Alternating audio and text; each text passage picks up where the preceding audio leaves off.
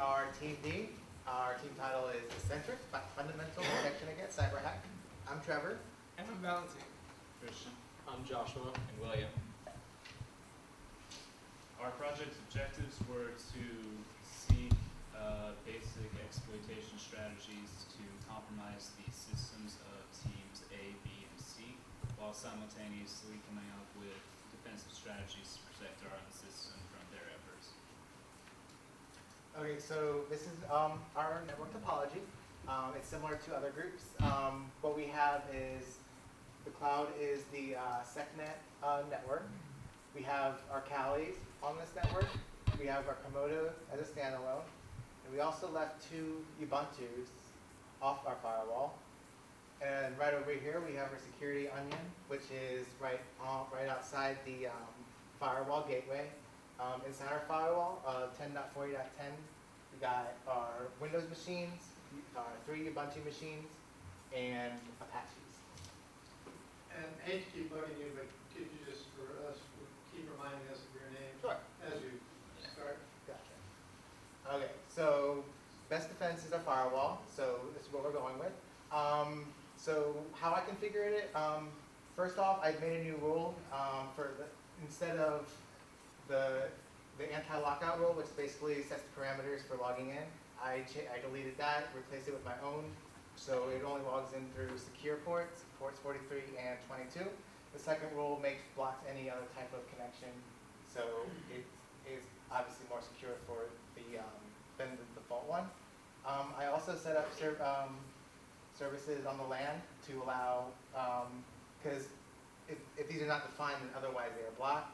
So I allow web browsing, port 80, 44.3, email on secure sockets only, which would be port 465, 587, 995, and 993. And I've also allowed NTP and FTP services.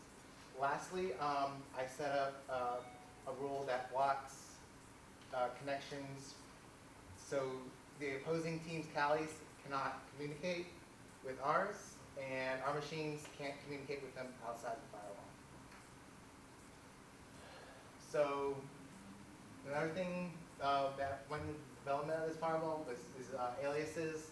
Basically, it's just making a group of IPs or ports. In this case, it's IPs.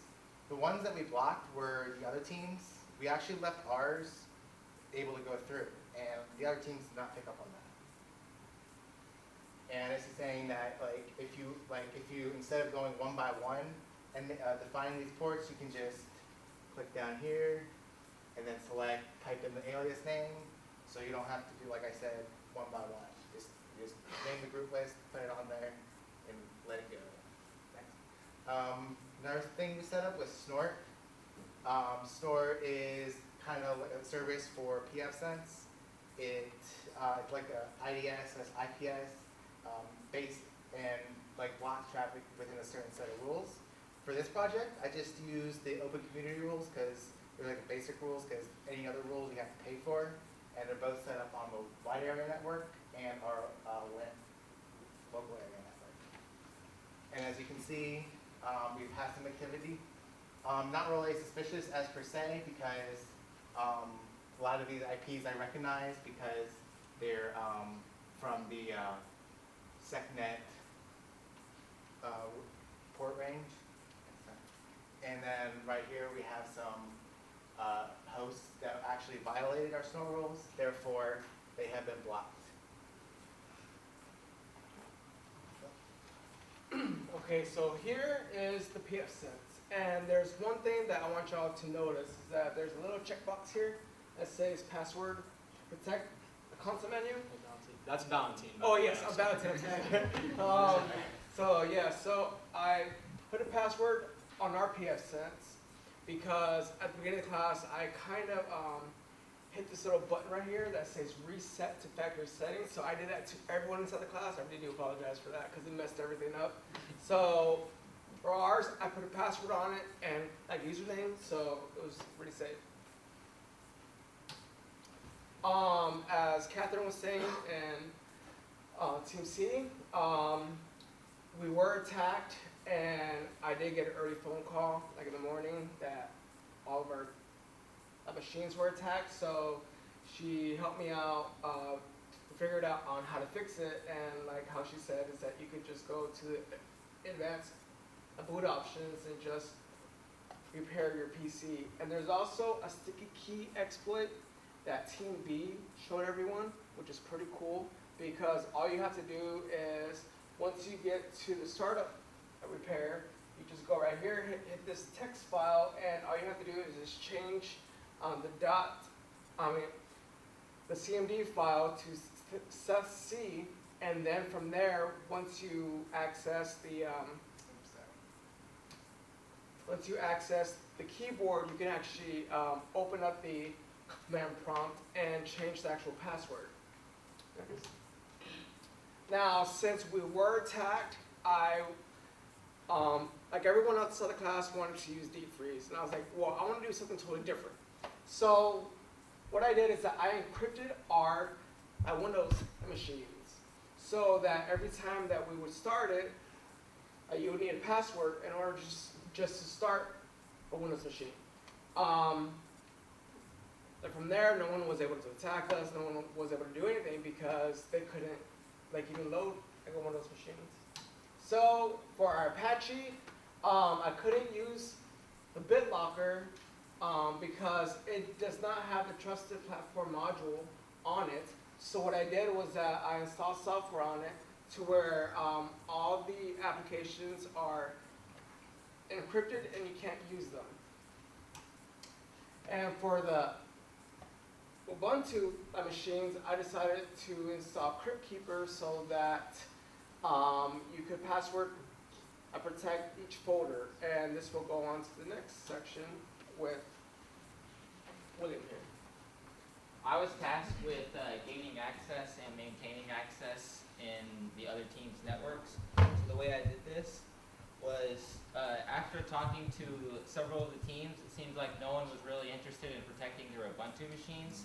They were very interested in protecting their Windows machines, something they were comfortable with. So I found that there was an exploit for the bootloader of,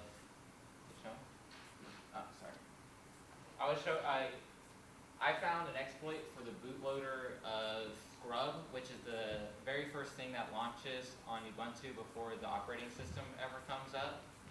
So we have a short video that's going to show the exploit for this one popping up. And your name is? William, I'm sorry.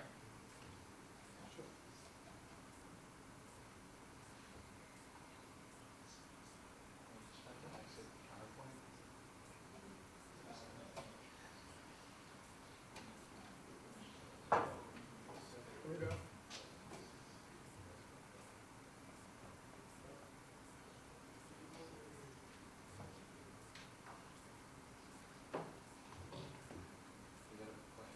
So once you launch the Ubuntu machine and you have pseudo physical access, such as through the Hyper-V environment or through having actual physical access to the Ubuntu machine, you're going to hold Shift, which brings you into the bootloader, and you have a text editor. So right after the final conditional statement, you're going to change the initialization folder to bin bash, and you're going to close out of the notepad, getting you into root access. From this point on, I added a backdoor account named Dirty Willie, and after I added the account, put my name on there. And with this account, if they were to reset their main password of their main account, my account would still have root access without even if they affected their account. And so to do this, I added Dirty Willie to the sudoers file to get root access and sudo access. From there, I switched over to my account, and this is where I ran into some trouble. I intended to take the password file from Team C's machine and send it over to my machine, and then from there I was going to decrypt it. Where I came into the problem was I couldn't get the file to transfer because they blocked off all file transfers or something. So I swapped over to Team B, because I knew for a fact they weren't protecting their Ubuntu machines. So from there, I installed Apache onto their Ubuntu machine. I updated it.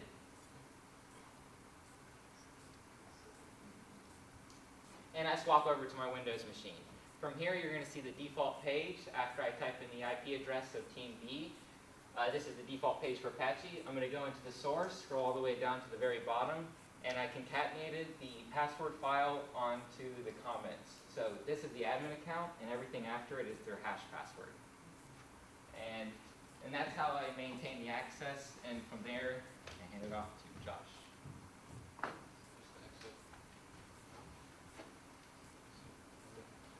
We had to bring Josh's video up still, so probably don't want to exit it.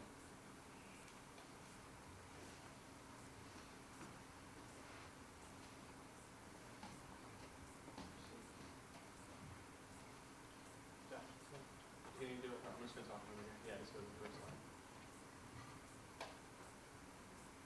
This, No, next slide.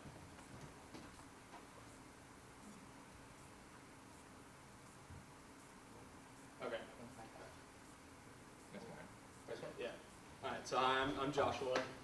So basically what I was tasked to do was do some research on ransomware, and basically all ransomware is, it basically is just a malicious file, or a virus, if you will, that goes in and encrypts all the files on a machine, and then when it comes up, you usually have to pay some kind of ransom, normally in Bitcoin, since Bitcoin is virtually untraceable, in order to get the decryption key in order to unencrypt all the files. So I kind of focused on Linux Encoder 1 and LinC Primer as ransomware, since I realized because Will was able to get into the Ubuntu machines, that's what I focused on in terms of ransomware, was those. And I tried many times, did a bunch of different things with this, trying to deploy this ransomware. I crashed my own machine a few times trying to do it.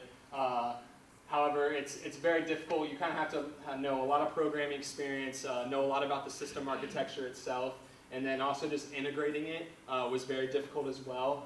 So unfortunately, I was unable to do that. And the only clear way to to actually get ransomware, the specific code behind it, would actually be to go out to what's called the dark or the deep web, and go out and pay Bitcoin, or use Bitcoin and actually get or pay that to download the ransomware, which is kind of outside of this realm. I wasn't going to get into all that. So I kind of pivoted a little bit and said, all right, well, if I want to encrypt and lock a user out of their machines, then what else can I do? So if you go on to the next slide, I do have a little video up here. It's just a short 20-second video of how I was able to lock out. You pull that up. it was with swallowing screen.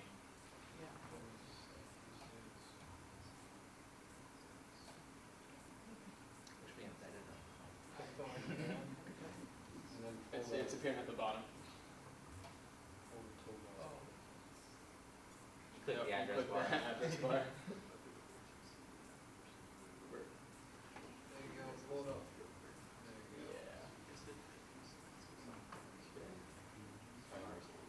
Yeah, if you can just restart the video. Okay, so essentially what I was able to do is use Dirty Willie's login, and since that had maintained access for us, I was able to just go in and execute just a couple simple commands. Sudo usermod -l-e1 admin essentially locks out the admin user, which is the main user account for that Ubuntu, so they would not be able to get into that account at all. And then if they did somehow bypass that, I then executed another command, sudo password -l admin, which would, every time they enter their password, it would append an exclamation point on the end of it, which essentially makes it impossible for them to get back in their machine, even if they were able to get past the first one.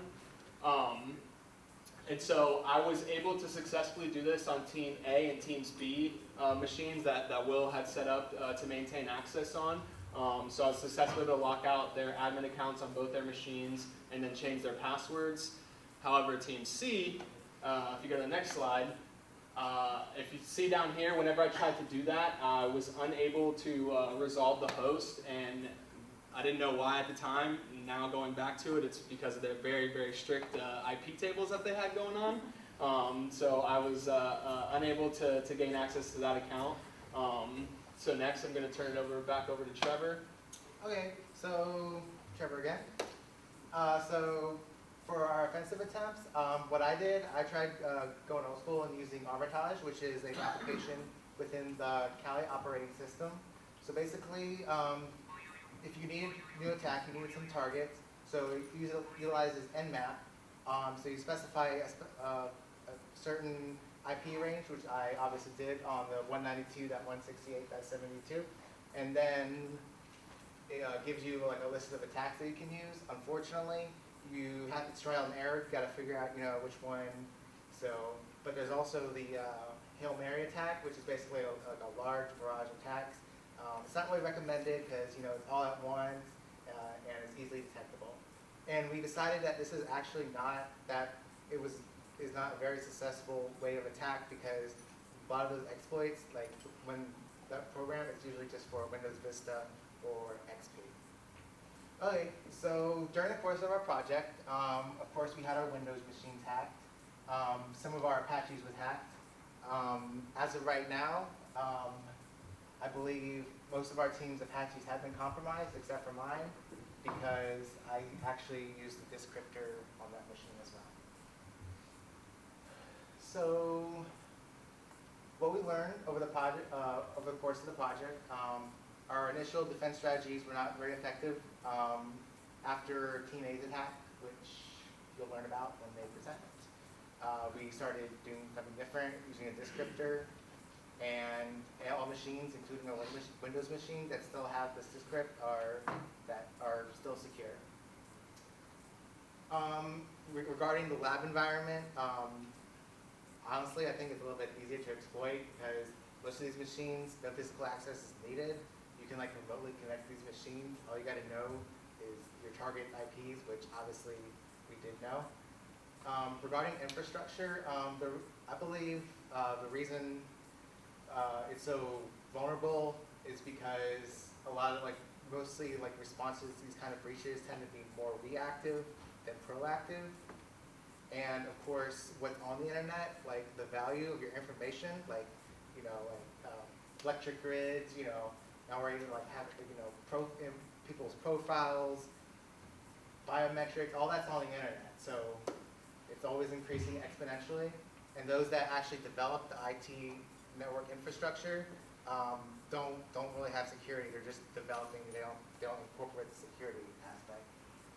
The way I think we can fix this is more public spending on this problem, and of course, lining our digital borders with those talented and determined as opponents. So we now like to open up to any questions you guys might have. Yes. Yeah, you put some real emphasis on firewall. Did you do any steps to protect the access control list that you created? Yeah. Really, the only thing we did was that anti-lockout rule, which they have default. However, it wasn't very effective because it allowed connections on. It wasn't very secure. The port, the one I made was more secure because it only allowed ports 443 and 22, which was SSH. And then I also made a rule to reject any traffic that does not meet those parameters for login. Yeah. So I don't think you guys had a slide that specifically mentioned your attack and defense strategies. So can you guys real quick go through what you each did? Yeah. I mean, We went through. That was my attack. I was focused on the ransomware first and foremost. Like I said, I went through many difficulties trying to get that to happen, and then, like I kind of mentioned earlier, the only way to get it was from the dark web, and that just kind of wasn't a viable option. So that was mine, was to go in and kind of say, okay, well, if ransomware locks out of people's accounts, then they can pay a ransom. Obviously, we wouldn't have done that, but so I went ahead and just locked the users out of their accounts so they wouldn't be able to get access, at all. And then, I don't know. I feel of course, we our defense, we have the firewall, our disk grid. Well, besides the initial setup that we all did.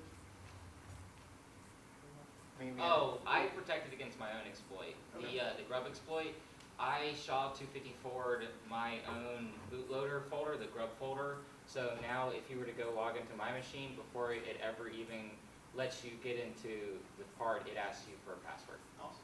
Yeah. I forgot to put it on there. Scott. The reason why, this is Scott from Team C, the reason why Josh's attack didn't work on Team C's computers wasn't because of the IP table rules, it was because I saw that was going to be an issue, so I preemptively expired admin accounts.